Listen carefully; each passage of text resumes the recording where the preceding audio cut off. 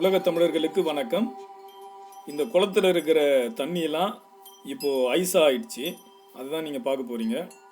இவ்வளோ தண்ணி ஐஸ் ஆகுதுன்னா அப்போது எவ்வளோ குளிர் இருக்குன்னு பார்த்துங்க.